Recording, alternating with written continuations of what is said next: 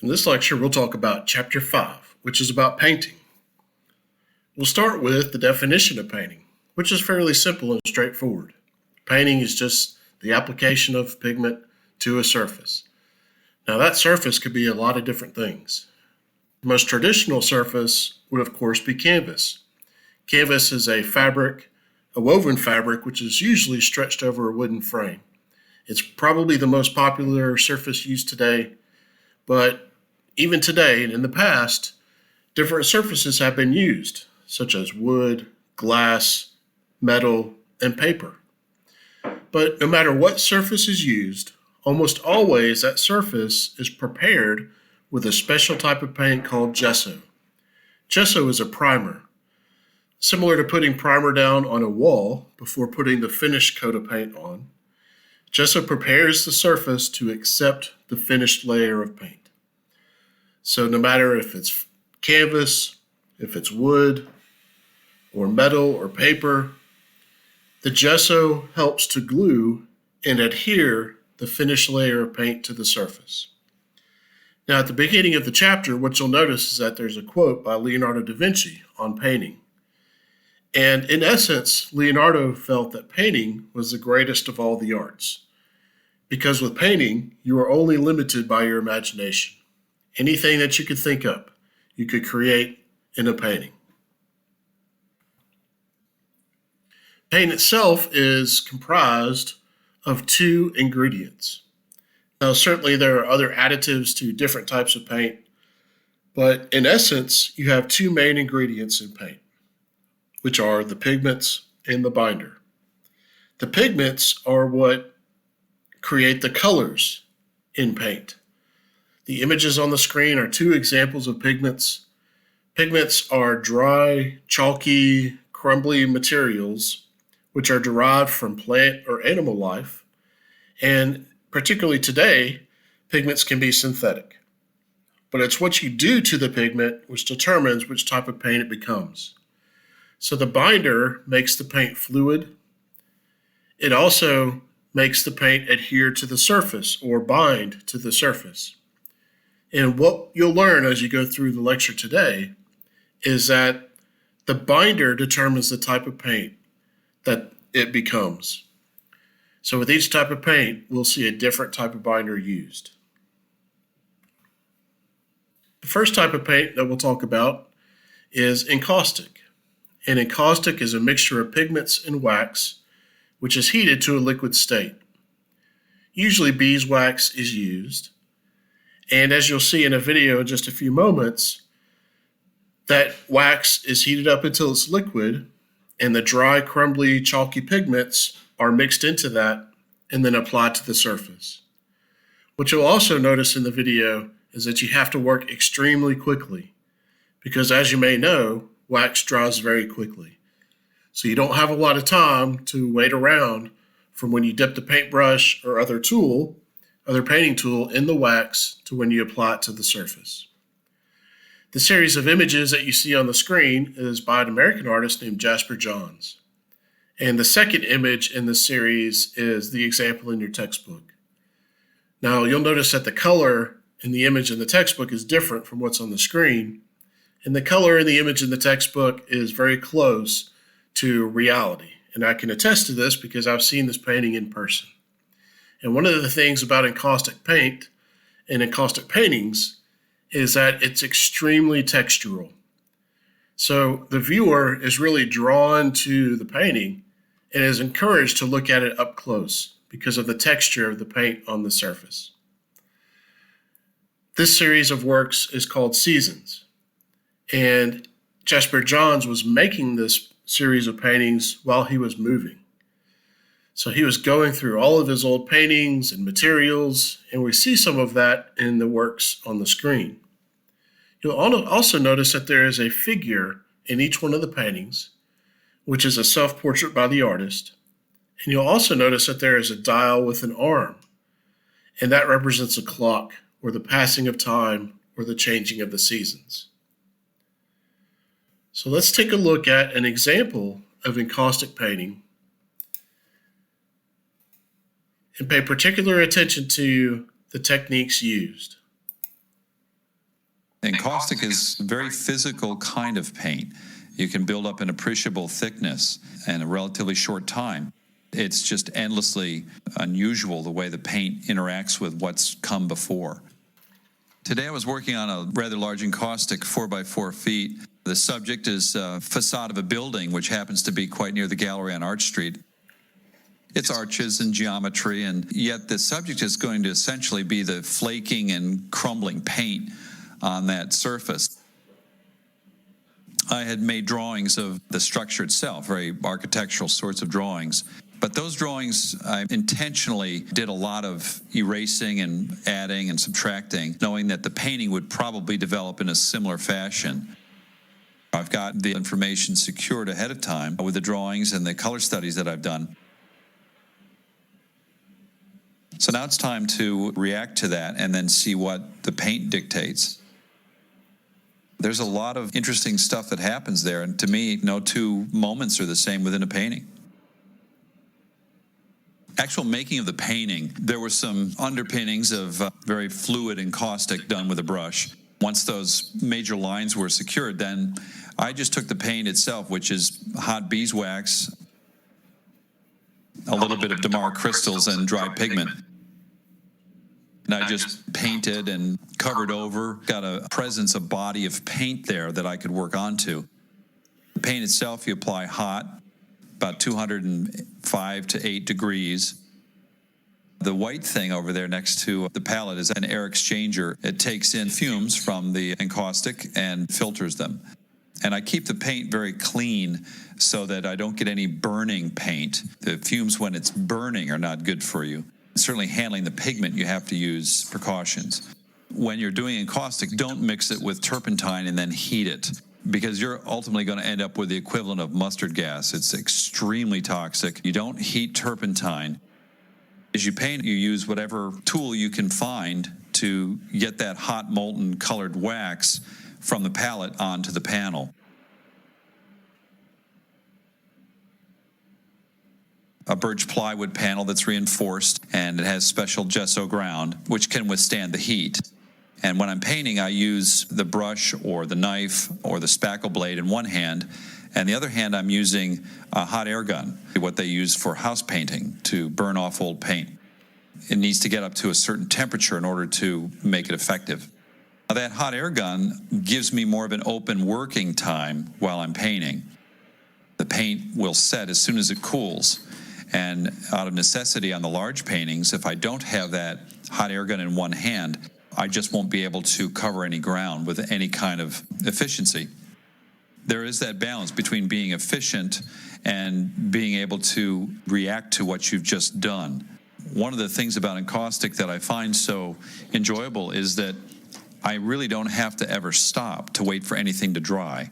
As soon as it cools, it sets, and you can continue putting layers of paint on top of paint.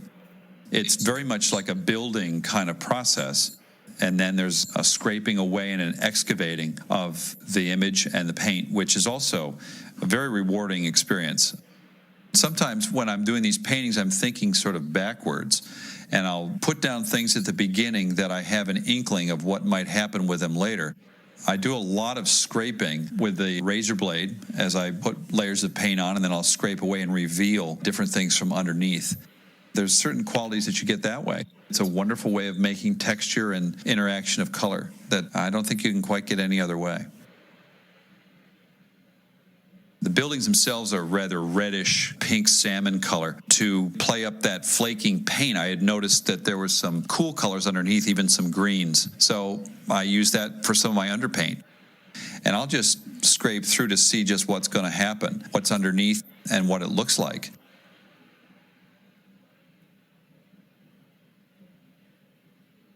After each stage, you have to lie the painting horizontally and then pass the heat gun over it to burn in the layer that you've just completed with the layers that have come before. It sort of bonds the layers together. When you do that, you get some wonderful qualities from the heat interacting with the paint itself. Different pigments melt at different temperatures and they act differently. So you get these unexpected blooms of color and mixings that you didn't count on, but that you can react to once they're there. And you have the option of either saving them or obliterating them or somehow making them work for you. And finally, when the painting is all burned in and everything is set and secure and cooled, then you take a soft cotton cloth and you fold it into a pad. You use a circular motion and a fair amount of pressure. You buff the painting up. What happens is the wax becomes more translucent and it buffs up to a beautiful shine. You can see through the layers at that point, and you really get the true beauty of the encaustic, that luminescent quality that comes from underneath. I grew up among a family of builders, folks that worked with their hands. To me, my drawing and painting are very much entwined with that kind of thing, where you're developing a skill, you're working at it, and you're continually reacting to the physical material. So ultimately, I do these paintings just to see how they're going to turn out.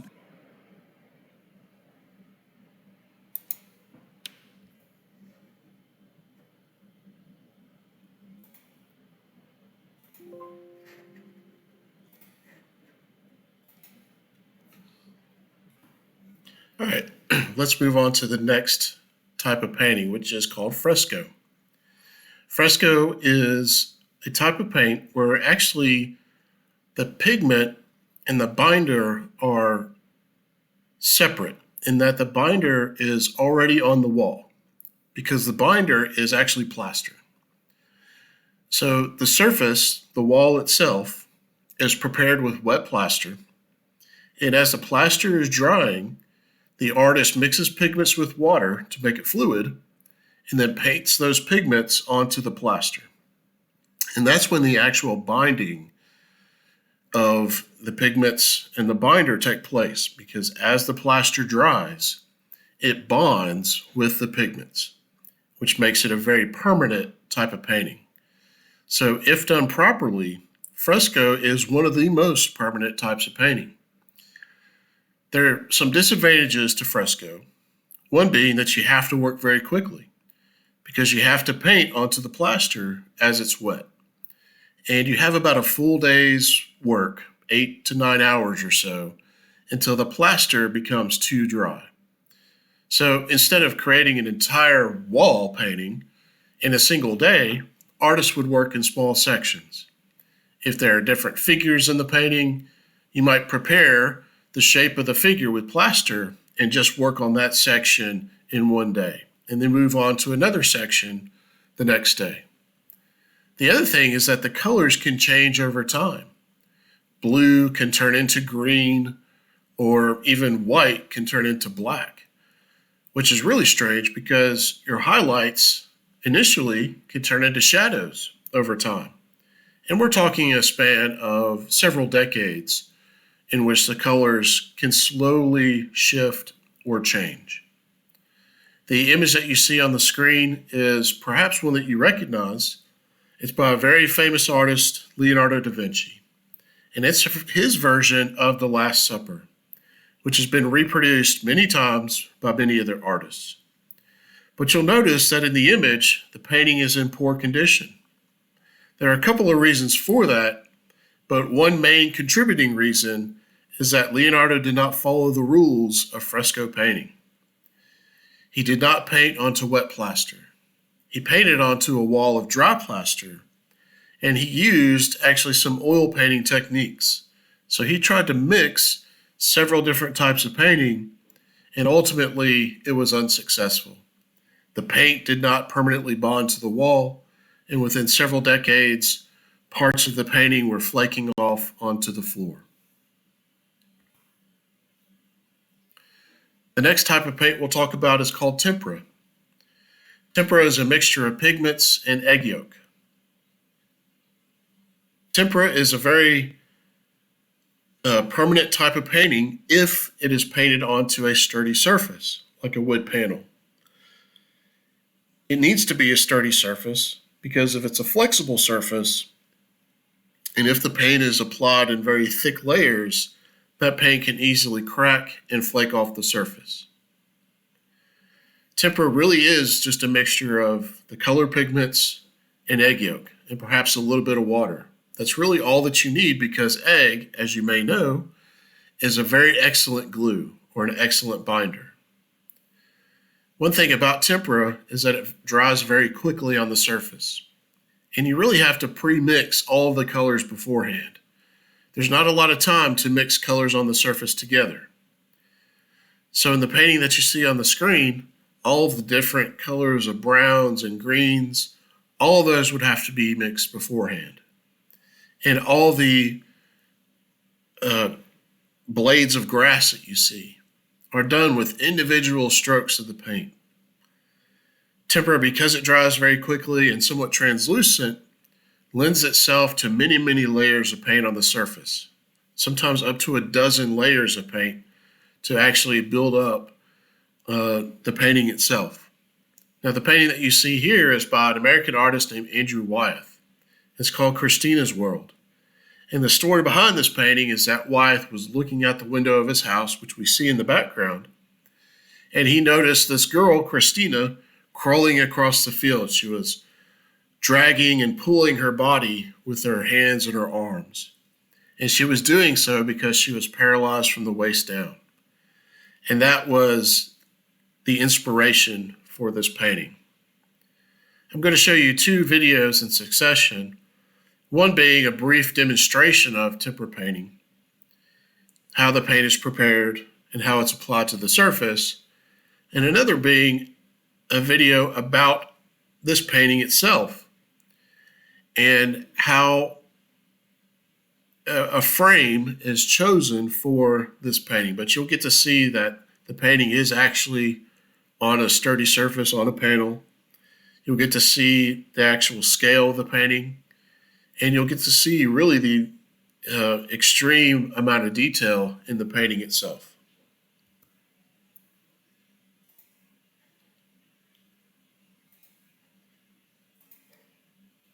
Right up to the high Renaissance, egg tempera was the principal way of making an image if you were painting on a panel. It's the most archival painting medium. It lasts longer than watercolors, oil paints, anything. All you need is egg yolk, water, and powdered pigment.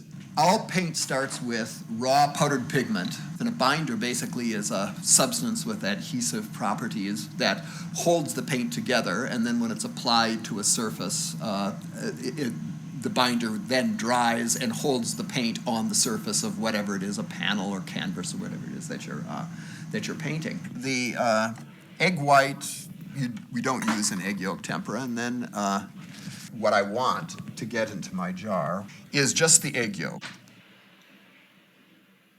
I feel like Julia Child here. Paul Cadmus, he said at this point it's a fairly viscous, it's the pure egg yolk. He said he would mix in enough water so that it had the consistency of half and half. Give it a good shake.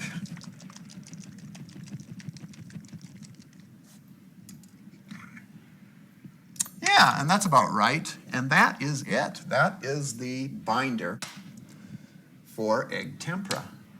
When you mix the egg yolk binder in with the powdered pigment and mix it up, you've got your egg tempera. So this is the way I do it. I will bring a little bit of the dry pigment, and I just dip my palette knife, get a little bit of egg yolk, and that's tempera. Easy as that. Egg tempera goes on in thin strokes.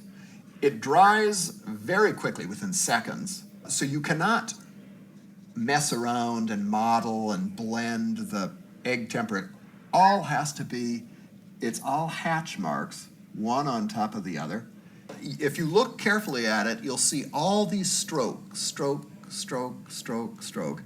Each individual, they're not, any kind of illusion of soft transitions are because it's very carefully regulated, and by building up these multiple very thin strokes one on top of the other. With egg temperas, you can see this is very flat. It's a very fluid medium. If you tried to add a glob of egg tempera, it would dry and crack off. It would flake off. Everything has to be built in very delicate layers, and that's what gives George Tooker's paintings that almost opalescent, satiny quality. Because when you're looking at the surface of a tempera painting, and he's doing it very much in the classic Quattrocento style that he was taught, you're kind of staring through several layers until you're kind of staring into the paint surface. And to a certain extent, the white of the board underneath maybe 12 layers of paint is reflecting out through it. So it has this almost gauzy-like opalescence, which I think adds a certain almost surreal quality to whatever it is that you're painting, which appeals to me. Right up.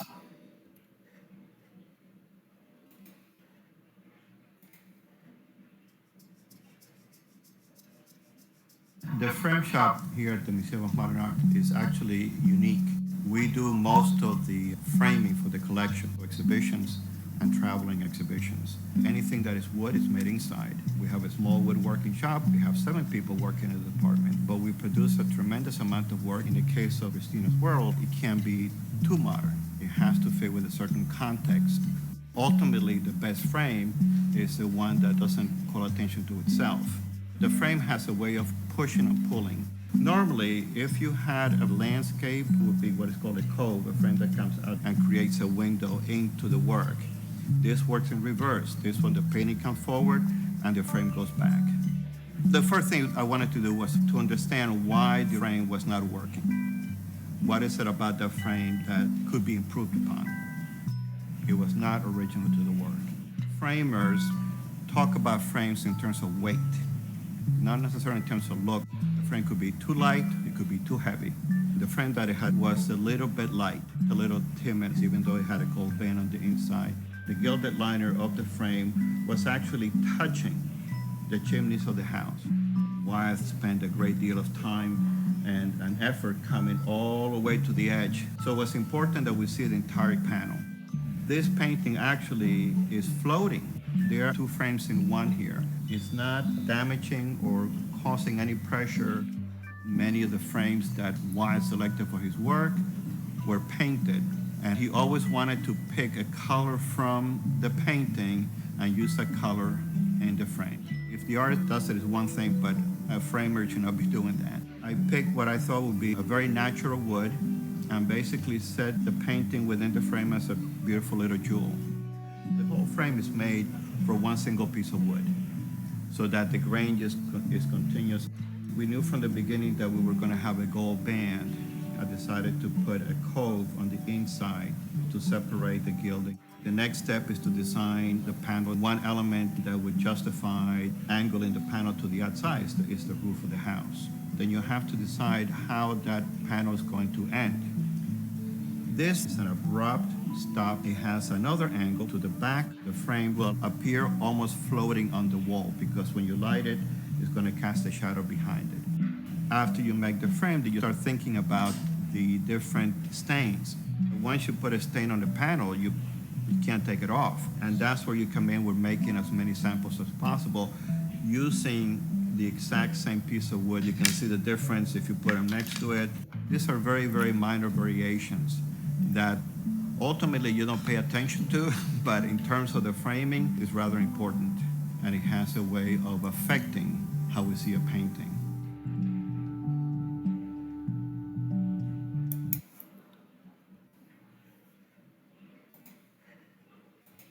So I think it's interesting that he said that framing is something which is done that the viewer doesn't really notice or think about.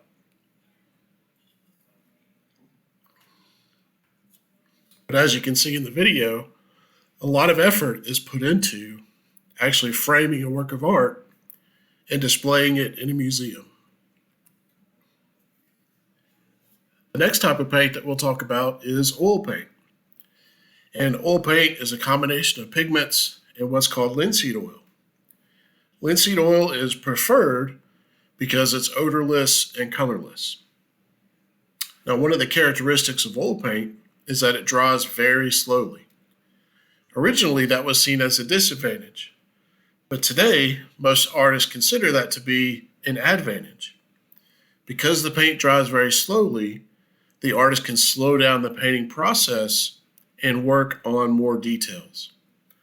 So really, with the advent of oil paint and its widespread use in Western Europe during the Renaissance, we see an increase in the level of detail in paintings because the paint dries very slowly.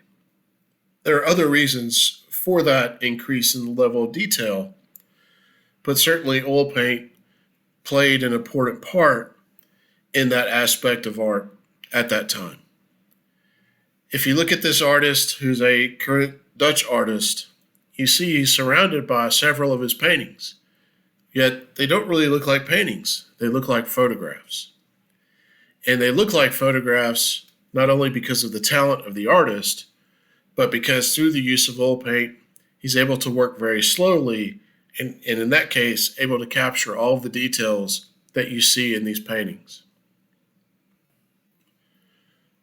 One type of technique which is highly associated with oil painting is called impasto. And that's a thick application of the paint which reveals the actions of the brush strokes if a brush is used, or it reveals textures which are left by other types of painting tools, like, for example, palette knives, or perhaps a stick or other types of tools that an artist could use to apply paint to the surface. You cannot use this technique with other types of paint, like with tempera paint, as we learned. If you apply the paint in thick globs, it won't stick to the surface. It'll crack and flake off. So impasto is really associated with oil paint because oil paint can tolerate being applied to the surface in very thick layers. And as you can see in this example, which is a close-up of the work which is in your textbook in Chapter 5, impasto can also increase the level of drama in the scene. So here we have a boat, a vessel in the ocean during a storm, and the application of the paint in thick layers, this impasto technique, creates a more dramatic scene because it's more chaotic. And imagine being on a ship in a storm and the chaos of that. So the technique actually lends itself to the narrative in the painting. The next type of paint we have is called watercolor. And watercolor is a combination of pigments and a material called gum arabic. Gum arabic is a tree product. It's very similar to syrup. It's much lighter in color. It's a light amber color, but like syrup, it's very sticky. So it acts as an excellent binder, and yet it's water soluble. Gum arabic is actually used in a lot of food products. So if you look at different food labels, often you can see gum arabic listed as an ingredient. Watercolor became popular as a way to create sketches on site. So with the example on the screen, the artist could take the watercolor paints, a piece of paper, some paintbrushes, some water, a towel, and go out to the location outside of the studio. And in this example, it's a piece of architecture. Sit in front of that real thing and make a watercolor sketch, which can then be used as a reference for a finished painting in the studio. So watercolor is easy to transport. You don't need a lot of materials or items. And most often, the surface for watercolor is paper. And paper is used because of its absorbent qualities. Now, one unique thing about watercolor is that often in these watercolor paintings, anywhere that you see the brightest highlights, that is often just the paper left exposed. So the white paper is used as the brightest highlights in many different watercolor paintings. In the next video, I'll show you a current artist named Jamie Wyeth, actually related to one of the previous artists we talked about, Andrew Wyeth. And in the video, you'll see that he's using watercolor paints, but he's using those paints in a very different way, not in the traditional manner. And the surface that he is using is certainly not a traditional surface.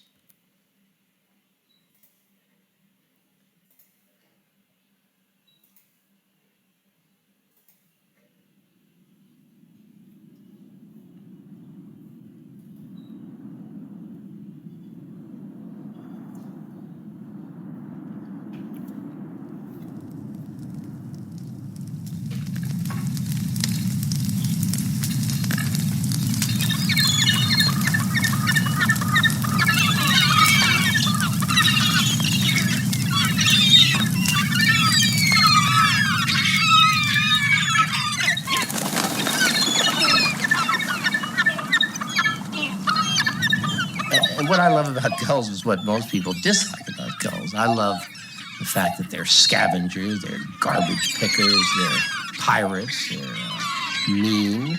And it's sort of fascinating the way people will, when they paint gulls, let's say, they're always painting kind of like white doves and very pretty. Well, they're not. If you look at a gull, I mean, they're beautiful, but in a very tough, wild, mean sense. And living on this island, of course, I'm able to completely tune into them. I mean, I've gotten to the point now I spend so much time with them, drawing them and so forth, that gulls literally go to sleep with me there. And to me, the eye of a gull, just that eye with a glint at that sort of pale yellow one, is, just limitless. I mean, that's more the ocean than any big seascape.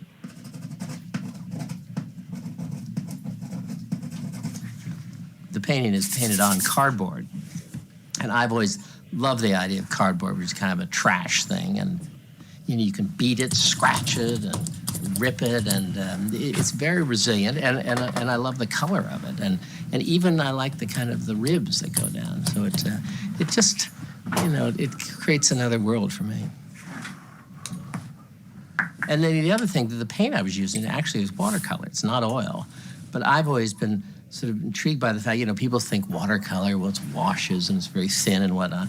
Well, I work watercolor exactly like oil, very thick, straight from the tube and so forth, which is sort of a, departure from most people's use of watercolor. I found this paint maker that actually Warhol had helped me to get one of his main ingredients is honey in the paint, and honey, as you know, lasts forever.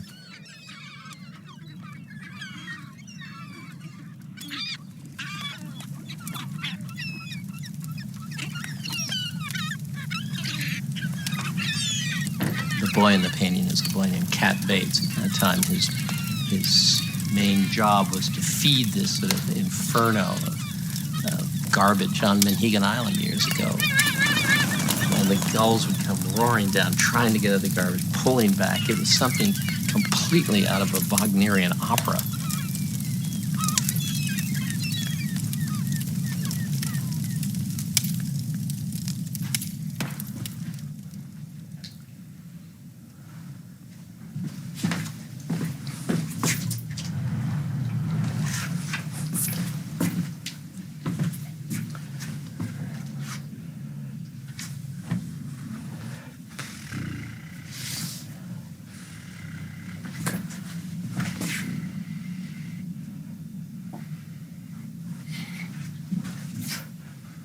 I look at myself as just a recorder. I mean, I just want to record, the things that interest me in my life and so forth. So this painting is like a part of a journal to me. It's part of my life. I'm in Monhegan. It's as if I'm doing a diary. And again, I think, painting is what is it? It's a, piece of canvas and a stick with some hair on the end of it and some sticky stuff called paint, and you apply that. And there's nobody standing over you saying paint every day. And I think in painting, much like in music or a pianist and whatnot, you have to practice. And it certainly isn't all inspired. Many times working with the gulls where I just some sort of drudgery, but once in a while, things really click. And that's the opiate.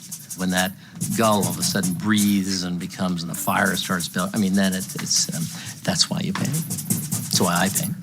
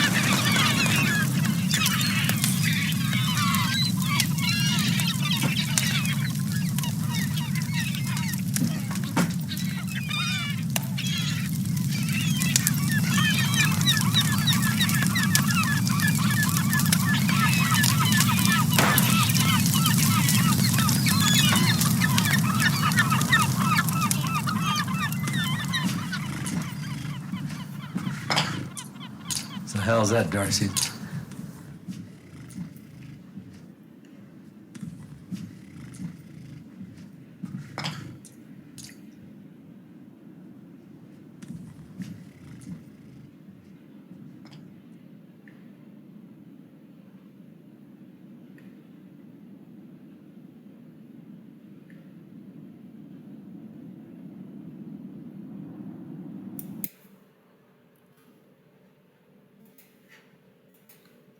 So you can see in that video, he's using a very non-traditional surface of cardboard, and that's sort of a non-traditional art surface anyway. But then also using various types of tools and techniques to actually apply the paint to the surface.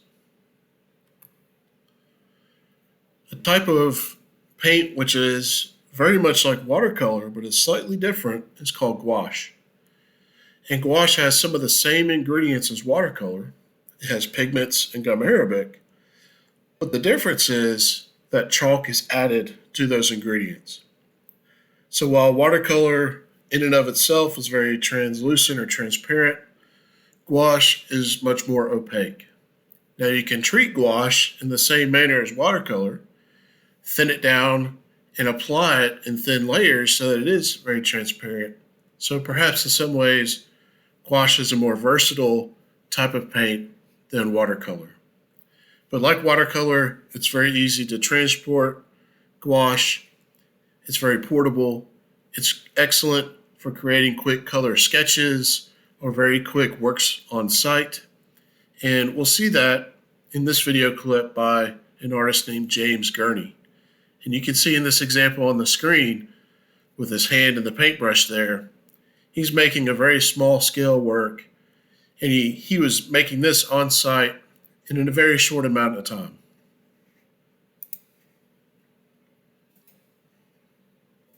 I'm sitting at the gate waiting for my flight.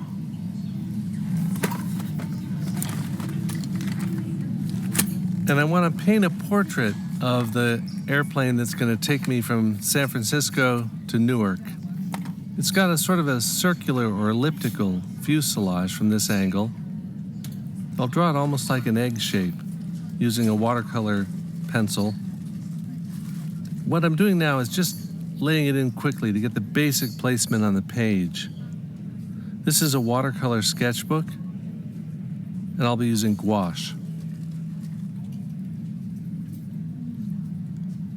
Once I have a few key lines, I look to make sure that the measurements are right. So I measure the width of the fuselage as a standard unit of measurement, measure that out to the edge of the jet, and see if the vertical measurement's a little taller, and it is.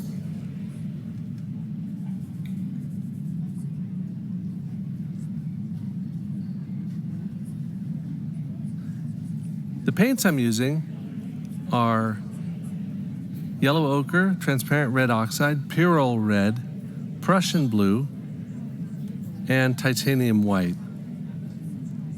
The colors are both gouache and watercolor. I'll be mixing the two of them, and it doesn't matter if you mix watercolor and gouache. By adding white, they become opaque. Now what I want to do is lay a light, fairly neutral tone across the whole surface. But I want to leave two areas, two highlights, which are brighter than the white of the painted fuselage. Those highlights are on the top of the fuselage above the windows and then on the nose. So everything else besides those little areas will get painted with this light wash, which I call a ghost wash. It's made of a combination of red, yellow, and blue.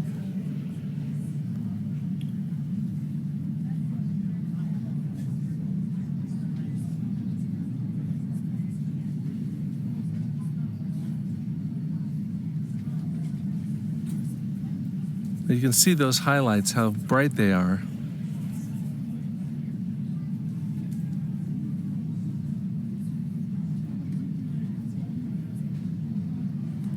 I carry just a warm tone down to the foreground area of the picture.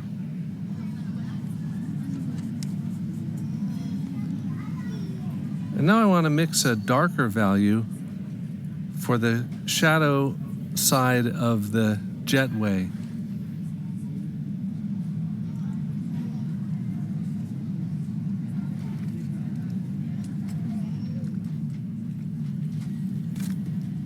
And then the bottom side of the fuselage is a little darker. I'm using a big flat synthetic brush here. And after having laid down this tone, I can come in while it's wet and soften the edge. The colors are relatively neutral on this scene, mainly a study in grays. Here's the cast shadow. It's fairly dark because the relationship between light and shadow in a scene like this is pretty dramatic, and I want to emphasize that by making the areas that are lit lighter than they appear and the areas in shadow darker than they appear. Reaching passenger Sarah Allen. Sarah Allen, are you in the boarding area?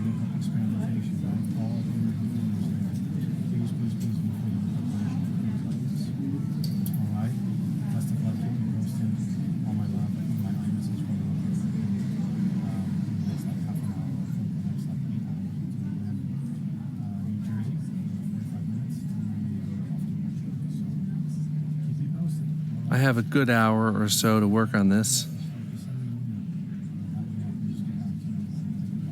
And I'm painting the area inside the pilot's windows.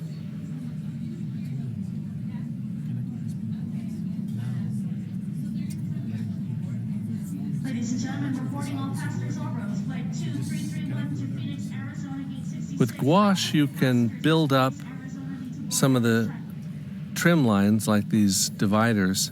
Just paint the window all the way across and then divide it with gouache. Now I want to paint some lighter tones in the sky, kind of repaint the sky with a more definite tint of Prussian blue.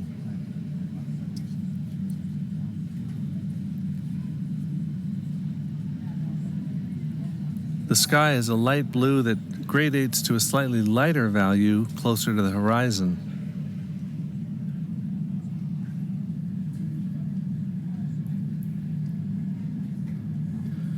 Well, I better finish this up because they're going to call to board soon. Luckily, I'm not in the first group.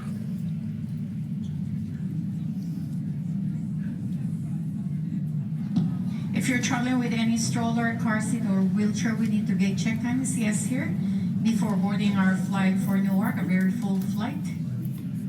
So gouache is a really great medium for quick captures in indoor settings where you could never bring oil paints. It's fast, it's direct, it dries quickly, and you can take it just about anywhere. I've got links in the description for tutorials and materials and more information about how to get the gouache you need and some techniques you can try yourself. And again, just a few reminders for Newark. We will be boarding according to the group numbers printed in your boarding pass. Kindly approach the boarding area. Okay, thanks for watching. You might want to check out my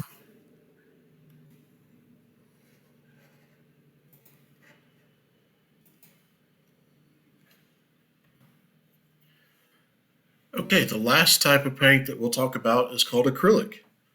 And acrylic is a mixture of pigments and a plastic polymer.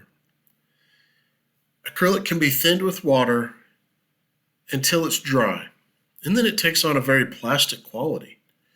And you can't reactivate the paint with water. You can easily paint over it, but acrylic was originally invented as an industrial paint in the late 1950s, early 1960s. So it was made to paint houses and buildings.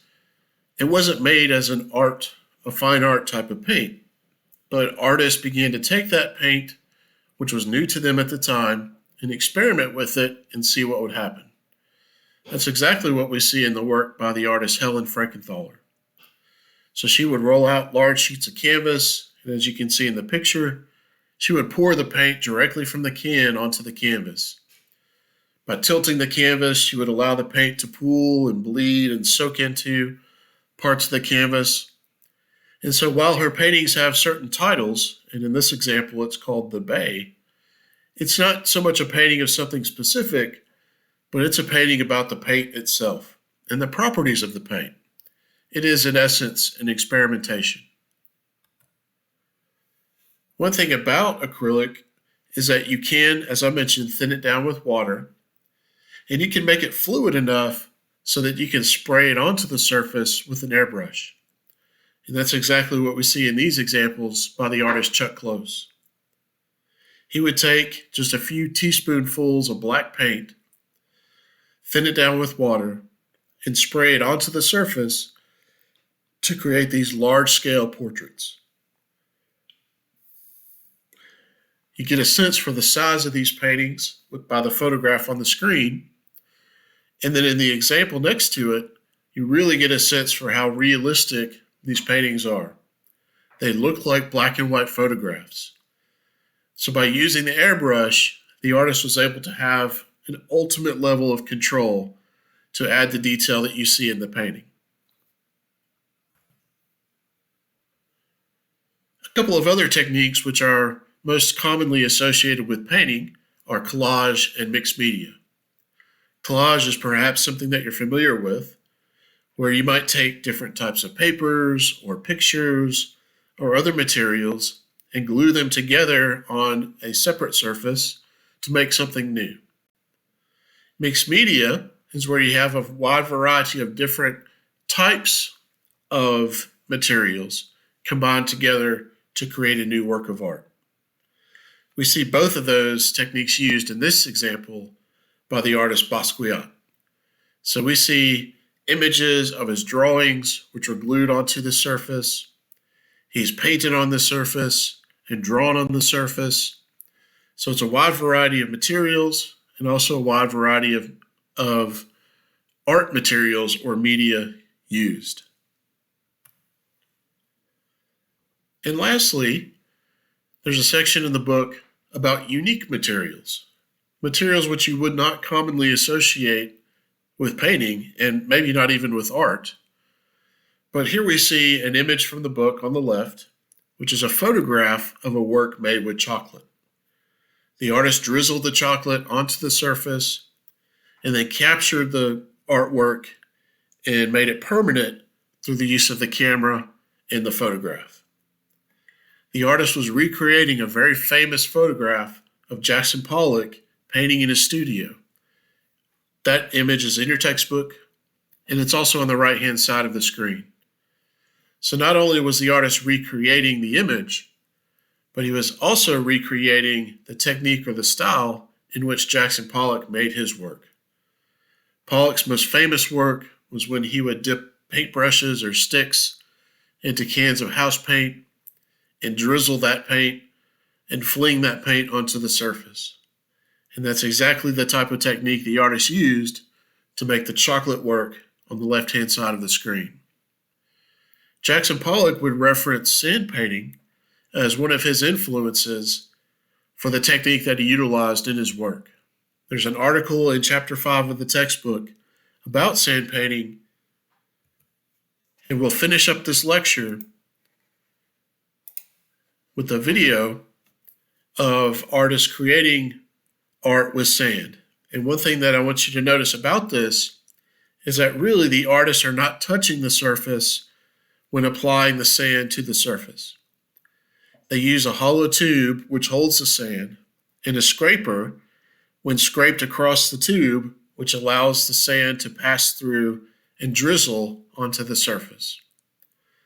So while this work, the sand painting, and Pollock's work visually are very, very different, they're actually somewhat similar in terms of technique.